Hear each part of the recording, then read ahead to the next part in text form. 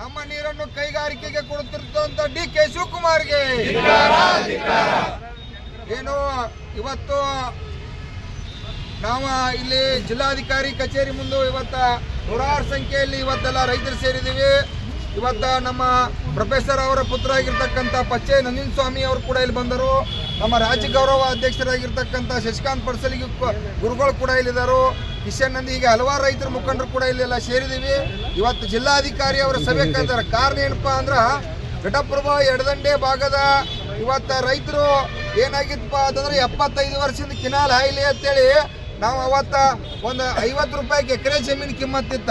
ನಾವು ರೊಕ್ಕ ಸುಧಾರ ತೊಗೊಂಡಿಲ್ಲ, ನಮಗೆ ನೀರಾವರಿ ಆಗಲಿ ಅಂತೇಳಿ ನಾವು ಕಿನಾಲಕ್ಕೆ ಜಾಗ ಕೊಟ್ರ ಈ ಕಡೆ 300 ಮೀಟ್ರ ಈ ಕಡೆ 300 ಮೀಟ್ರ 200 ಮೀಟ್ರ ನಮಗೆ ಗೊತ್ತಾಗಲ್ದ ಸರ್ಕಾರದ ಆ ಸಂದರ್ಭದ ಅಕ್ಕೂರಿ ಮಾಡ್ಕೊಂಡರು. ಈಗ ಸುಮಾರು ನಾವು 40-50 ವರ್ಷದಿಂದ ಅಲ್ಲಿ ಇದು ಬಾವಿ ಮತ್ತು ಪೈಪ್ಲೈನ್ಗಳನ್ನು ಮಾಡ್ಕೊಂಡು 10 ಕಿಲೋಮೀಟರ್ ಪೈಪ್ಲೈನ್ಗಳನ್ನು ಓದ್ದು ಅಲ್ಲಿ ಹೋಗಿ ಲಕ್ಷಾಂತರ ಎಕರೆ ಸುಮಾರು ಘಟಪ್ರಭಾ ಎಡದಂಡೆ ದುಪ್ಪದಾಳಿಂದ ಬಿಳಿಗಿವರೆಗೆ 20,000 ಪೈಪ್ಲೈನ್ಗಳನ್ನು ಸುಮಾರು 25,000 ಕೋಟಿ ರೂಪಾಯಿ ಗಂಟೆ ಸಾಲ ಮಾಡಿ ನಾವು ಸ್ವಂತ ಸಾಲ ಮಾಡಿ ಸರ್ಕಾರ ಮಾಡಿಕೊಡ್ತಕ್ಕಂಥ ಯೋಜನೆ ಹೋಗಿ ನಾವು ಮಾಡ್ಕೊಂಡು 40 ವರ್ಷ ಆಯ್ತು.